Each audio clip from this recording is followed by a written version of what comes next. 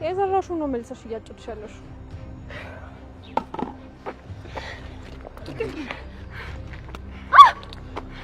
ሰምኛለሽ ቤቲ፣ እኔ ላይ እጅሽን ማንሳት ምን ያህል ዋጋ እንደሚያስከፍልሽ አላወቅሽም። ሁለተኛ እሷ እንደነካታለሽ። እሺ ሰማኛለህ? አንተም ብትሆን ደግመህ ስማኝ። ያኔም በላይ ጋር እንደዛ ያደረግከውን ነገር አረሳውልህ። ይሄ ደግሞ ዋጋ እንደሚያስከፍል እንዳትረሳው። ምንድነው እዚህ መንገድ ላይ ያደርጋችኋላችሁ እንዴ? ህግ ፊት ለፊት ሆናችሁ ነው እንዴ የምትደባደቡት? ስነ ስርዓት ይኖራችሁ እንጂ። ሰሙኛላችሁ ሁለታችሁ። አሁን ወደ የውታችሁ ዳግመኛ እንደዚህ አይነት ነገር ባገኝ ግን ቀጥታ ነው ማስራት። ዳይቀጥሉ አሁን ወደ የውታችሁ።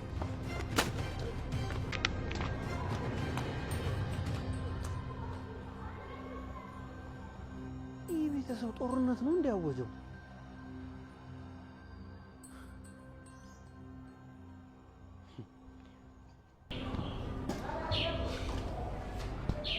ምን ነው ሄኖክ፣ ስታይኝ በጣም የደነገጥክ ትመስላለህ። እኔን እዚህ እንደምታይኝ አልገመትክም ነበር እንዴ? አረ እንደሱ አይደለም። የኔ መታሰር የዚህን ያክል ይረብሽሻል ብዬ ስላላሰብኩ ነው። ደግሞ እንደምትመጪ በጣም እርግጠኛ ነበርኩ፣ ግን ደግሞ ትንሽ አርፍደሻል። ይኸውልህ አንተ እዚህ ቦታ እንደዚህ ሆነክ ስላየሁ ግን በጣም ነው ደስ ያለኝ። ብዙም አትደሰች፣ ምክንያቱም አንቺን አዋርቼ ከተመለስኩ በኋላ ከዚህ እስር ቤት ልወጣ እችላለሁ እና ደስታሽ ደግሞ የዛን ያክል ሊያቆይ ይችላል። እዚሁ ብትደሰች ይሻልሻልሽ። አትሳሳት ሄኖክ፣ እኔ አንተን እዚህ ቦታ ለአንድ ደቂቃም ቢሆን ስትዋረድ ማየቴ በጣም ያስደስተኛል። ስለዚህ እስከዛም ቢሆን ደስታዬን አጣጥመዋለሁ። አንድ ሴት ራሴን አከብ ሰላም ሰላም፣ እንዴት ናችሁ? ውድ የፂና የኪራ አድናቂዎች በድጋሚ እንኳን ደስ አላችሁ። በያላችሁ በሰላማችሁ ብዝት ይበልልኝ እያልኩ ተወዳጅ ሆነውን ጽናት ድራማን ወደ እናንተ ይዤ መጥቻለሁ። እንግዲህ አንደኛው ወንጀለኛ መታሰር ያለበት ታስረዋል። እሱም ሄኖክ ነው። ቀጣይ እንደ ሀሳብ ቤቲ ብትታሰርልን በጣም ደስ ይለናል። እንዲሁም አማን አሁን ላይ ይዟት የሸሸ ነው። አማን ከዚህ በኋላ የሚፈልገው ሄኖክን መበቀል ነው። ቤቲ እሺ ብላ ተስማምታለች። ስለዚህ ሊጠፉ ነው። እንግዲህ መርማሪ ጆ ከሰፈራቸው ስለማይጠፋ እሱ ይይዝና ይመልሳቸው፣ ካልሆነ በስተቀር እነሱ እየወጡ ነው። ከዚህ ካሉበት ቦታ መውጣት መሸሽንና እሷን እንግዲህ እንደሚያገባት አይነት ነገር ነው ንግግሩ። ለእሷ በጣም እንደሚያስብላት እንደሚረዳት እንደዛ ነው። ነገር ግን ለእሷ ጉድጓድ የቆፈረላት ነው። ምንም እንኳን ትንሽ ታሳዝነኛለች ምናምን የሚል ሀሳብ ቢኖረውም ነገር ግን ከራሱ ልትፈልጥበት አትችልም። ዶሮን ሲያታልሏት በመጫኛ ጣለዋት እንደሚባለው ተታላ እሺ ብላለች። መረጋጋት የሚባል ነገር ስለሌላት ነው ቤቲ እንጂ ሄኖክ ምንም አይነት ጥፋት ኖሮበት ጥፋት አጥፍቶ አይደለም። ኪያ ሂዳ ብትጠይቀው ምንም ችግር የለውም። ምንም አይነት ግንኙነት ሊኖራቸው አይችልም። ነገር ግን ይወዳታል። አሁንም ድረስ ኪያን ይወዳታል። እንደማያገኛት የሚያውቃል።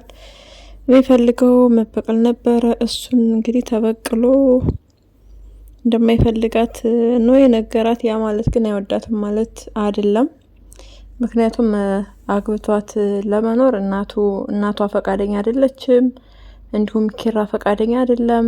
እሱን ስለሚንቁት ያ ነገር በጣም ነው የጎዳው። በዛ ምክንያት እንግዲህ የበቀል ዱላ ኪያ ላይ ለማሳረፍ ችሏል። ነገር ግን እንደነገርኳችሁ በጭራሽ አይጠላትም፣ ይወዳታል።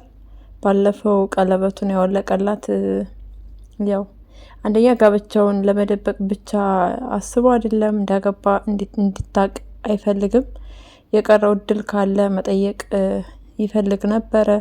እሱም ጋብቻውን አውቃበታለች። በዚህም እንኳን ደስ አላችሁ መልእክት ስትናገር እንግዲህ ትልቅ ንቀትና ውርደት ነበረ ለእነሱ። ቢያንስ ትንሽ ቅናት ነገር እንዲታሳየው ይፈልግ ነበር። ይሄ ደግሞ አልተሳካም። ሄኖክዬ ቤቲ ቃሪያን አግብተሃል፣ መልካም መቃጠል ጊዜ እንደሆንልህ በድጋሚ ምኞታችን ይሄ ነው። ነገር ግን አሁን አማን ሊወስድልህ ነው። አማን ሲወስዳት ደግሞ ይበልጥ እንደምትናደድ ምንም ጥያቄ የለውም። እንግዲህ ከስር ስትወጣ ሚስትህ የለችም፣ ቤቱ ባዶ ነው። ምን ይወጥህ ይሆን? ማን ወሰደብኝ ትል ይሆን? ወይኔ ጉዲህ እስር ቤት መታ እንደዛ ትዕግስት በማጣቷ ምክንያት ሪቁቁ ብላ ሄዳለች። ስለዚህ አለመታገስ ሁልጊዜም ቢሆን ትልቅ ዋጋ ያስከፍላል። አንተም የእሷን ወንጀል ለመሸፈን ብለህ ነው እሷን ያገባሃት። ታጋቢ ነገር አይደለም። የቱንም ያህል ልትወዳት ትችላለህ። ሲጀመር አትወዳትም፣ ሳትወዳት ነው ያገባሃት። አሁን ላይ የሚገርመው ነገር ማንም ያመነ የለም። የአቶ በላይ ገዳይ ሄኖክ ይሆናል ብሎ በጭራሽ በዙሪያ ያሉት ሰዎች እያመኑ አይደለም። ምክንያቱም ሰብአዊነት የሚሰማቸው ሰዎች ናቸው። ኪያ ራሱ በጣም ደንግጣለች። እንዳያት አልነበረችም ከዛ በፊት። ሄኖክ በጭራሽ የሰው ሊገድል አይችልም እያለች ለሱ ነበረ ጠበቃ ስትቆም የነበረው። ሰው ይገላል የሚል እምነት ማንም ሰው አልነበረውም። ነገር ግን አሁን ላይ ለኪራ ትንሽም ቢሆን ቀለል አድርጎለታል። ያ ማለት የእውነት ነው ማለት አይደለም። ኪራ በቀጣይ የማይጠራበት ምንም ምክንያት የለም። ገዳዮቹ ገለናል ብለው ለፍርድ እስካልቀረቡና እስካላመኑ ድረስ ኪራ ከተጠያቂነት ነፃ ነው ማለት አይደለም። ነገሩ በዚሁ ይቀጥላል። ነገር ግን ሙሉ ለሙሉ ገዳዮቹ ተይዘው ለፍርድ እስከቀረቡ ድረስ ያው ኪራን በቅርበት ርቀት ሆኖ ነው የሚከታተሉት። ያ ማለት ኪራ ነፃነት የለውም፣ እንደፈለገ መንቀሳቀስ አይችልም ማለት አይደለም። በጣም ይችላል። እንደፈለገ ስራውንም እየሰራ የፍርድ ቤቱንም ጉዳይ ጎን ለጎን የሚከታተል ይሆናል ማለት ነው። ኪራ አትቸኩል፣ አትቸኩል ኪራ ረጋ በል፣ ረጋ ሰከን በል። ያው እንግዲህ ጽዬን የመሰለች ሚስት ፈጣሪ ሰጥተዋል ከቤቲ አላቆ። በጣም ለአንተ ትልቅ ነገር ነው። አንደኛው እሳት ሲሆን አንደኛው ውሃ መሆን መቻል አለበት። ለዛም ነው እንግዲህ ጽዬን የመሰለች ሴት የሰጠህ። በሄኖክና በቤቲ ጋብቻ ራሱ ተገርመሃል። እንዴት ሊሆን ይችላል ብለሃል። ያ ማለት ደግሞ ሁለታቸውም ግልፍተኛና ሁለታቸውም ትዕግስት አልባ ስለሆኑ ለዛ ነው። አልተሳሳትክም። አንድ ወንድ እንደሱ አይነት ጸባይ ያላት ሴት ሊያገባ አይችልም። ቢያንስ ሴቷ ሰከን ያለች ልትሆን ይገባል። ኦር ደግሞ ትንሽ ወጣ ያለ ጸባይ ቢኖርባት እንኳ ራሱ የሚታገሳት የሚችላት አይነት መሆኑን ሲያምን ነው ወንድ ልጅ ሊያገባት የሚችለው። ይህን ደግሞ ታውቃለህ፣ ገርመሃል። ለአንተ እንግዲህ እረፍት እየተሰማህ ነው። እረፍትህንና ደስታህን በልክ አድርገው ብለው አባባ በእውቀቱ በንስር አስመስለው ነግረውሃል። ስለዚህ ረጋ እንድትል ኪራዬ እናሳስባለን። አንተ ስራና ስራህን ነው መስራት የሚጠበቅብህ እንጂ ከዚህ በኋላ ማንም የሚታሰር ማንም ያንተ ጉዳይ አይደለም። ሁሉም በቆፈረው ጉድጓድ ነው የሚገባው። እውነት ደግሞ ተደብቆ አይቀርም። ስለዚህ አንተ ስራህን መስራት፣ መስተካከል ያለብን ነገር እያስተካከልክ ኑሮህን ኑር እንጂ ማንም ታሰረ ማንም ተፈታ ያንተ ጉዳይ ሊሆን አይገባም ማለት ነው። በቀጣይ ከጽዬ ጋር እንግዲህ ወንድ ልጅ ከነቃጭሉ ወይስ ሴት ልጅ? ቃጭል የላትም ለነገሩ፣ ሴት ከነቃጭሉ አትባልም። ወንድ ልጅ ከነቃጭሉ የምትወልዱ ይሆናል ማለት ነው። በዚህም በጣም ነው ደስ የሚለን፣ እንጠብቃለን አዲስ ነገር። በሌላው ነገር የናሆምና የምሩ ሰብአዊነት ያላቸው ለጓደኞቻቸው ፍቅር፣ እስኪ በምንድን ቃል ነው የምትገልጿቸው? የምሩ ልጅ ጨርቅ ነው፣ የምሩ ልጅ ጨርቅ ነው እያላቸው ነው። ነገር ግን ከጊዜ በኋላ ልጅ ትመጣለች። ለጊዜው አዎ ጨርቅ ነው። ከጊዜ በኋላ ከአመት በላይ ወይም መናገር አፏን የፈታች ህጻናት እንደሚያመጡ ምንም ጥርጥር የለውም። በቀጣይ ጨርቅ መታቀፉን ትታምሩ በእጇ እንግዲህ ጎኗ የምትራመድ ልጅ እንደምታመጣ ነው የምናምነው። ያላቸው ለወንድማቸው ላይ ኪራ ያላቸው ፍቅር በጣም ይለያል። እነሱ ለመዝናናት የወጡ ባሉበት ሰዓት ነበር እንግዲህ ኪራ ሲደውልላቸው የኛ መዝናናት ሌላ ጊዜ ይደርሳል ብለው ወደ ኪራ ጋር እንዲሄድ ያደረገችው። በእውነቱ በጣም የሚያስቀኑ በጣም ደስ የሚሉ ሰዎች ናቸው ማለት ነው። አማኔ እንግዲህ መልካም የክፍተቱን ቦታ የመጠቀም ጊዜ ይሆንልህ። ያው ወደ ከርቸሌው እስክትገባ ድረስ ከስህተት ላይ ስህተት ከወንጀል ላይ ወንጀል እየሰራህ ነው። እንግዲህ በርታ ማለት እንፈልጋለን። መታሰርህ ካልቀረ ስለዚህ እድሜ ልክ እንደዛ ነው የፈለግከው ይመስለኛል። በርታ እንላለን። ከወንጀል ላይ ወንጀሉ እንዲያረብበት ሳምሶም እንግዲህ እንደማያገኝህ ነው የነገረህ። በዛም እየተናደድክ ነው። አትናደድ፣ ቶሎ እንዳታረጅ። ለቤቲ ቆይላት፣ አብራችሁ ስለሆነ የምትታሰሩት። ሄኖክም እንግዲህ በግራ አይኑ እያየ ይቀመጣል አብሯቸው። ስለዚህ ቤቲ እየተጠራጠረች ነው ስታወራ ምናምን እንደሰማው እያለች ነው። አንተም ለመሸወድ የሞከርክ ነው። የሆነ ሰዓት ግን ትያዛለህ በእርግጠኛነት። በጣም ተጠራጥራለች። እንዲሁም ለሄኖክ እየነገረችው ነበረ። ነገር ግን ብትዋሻትም የሆነ ሰዓት መጋለጥህ የማይቀር ነገር ነው። ምንም እንኳን ለሷ ጉድጓድ የቆፈርክላት ቢሆንም እውነቱ ይታወቃል። ቴስታው ሰርቷል። ማነው ስሙ? ሳምሶም። የሳምሶም እጅ እንግዲህ መድኃኒት ሆኖልሃል። በፊትም እያላገጥክ ነበረ። ይበልጥ ደግሞ የሳምሶም ቴስታ በጣም ነው የሰራው። እንዲሁም ኒናና አባባ በእውቀቱ ባለፈው ይሄንን ልጅ ነፍሱን አድኜለታለሁ መኪና ውስጥ ገብቶ እራሱን እንዳያጠፋ ብሎ ለኒና አዲስና ደስ የሚል ነገር ነግረዋታል። አባባ በእውቀቱ በጣም ይለያሉ። የኒና ባል እንደሆነ አያውቅም ነበረ። ነገር ግን ፎቶ ላይ ከኒና እንደ አጋጣሚ ነው ያዩት አባባ በእውቀቱ። ስለዚህ ኒና ቢያንስ ራሷን የምታረጋጋበት ነገር አግኝታለች።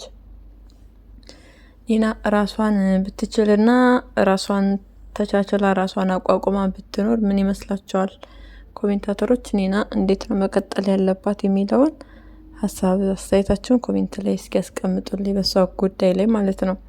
የሆነ ነገር ሲጎልባት የሆነ ነገር ሲያጥራት ሩጣ ወደ ጽናት ቤት ነው። ቤተሰቦቿ ናቸው ኦኬ። ነገር ግን ትክክል ነው ወይ?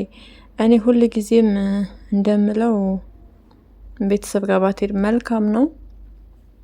ራሷን ችላ የምትኖርበትን ስራ ብትፈጥር፣ ስራ እየሰራች ራሷን እያስተዳደረች ብትኖር ባይነኝ።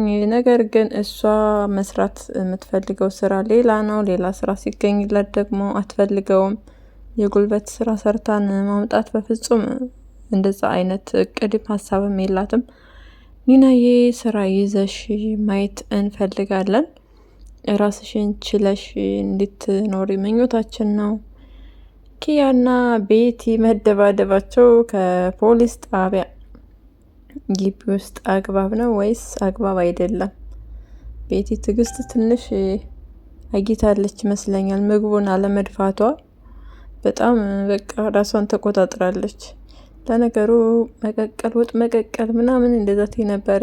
ለነገሩ እንደምትወጥ መቀቀሉ ትንሽ ያሳሰበሽ ይመስላል። ለዛች ነው በክብር ይዘሻት የሄድሽው። ሄኖክ ደግሞ ኪያን በስበቡ እኔን እየመጣሽ እያይሽ እያለ ነው። ኪያ አንተን ማየት አትፈልግም። እንግዲህ ከአጠገቧ ወይም ከጎኗ ሰው አላት።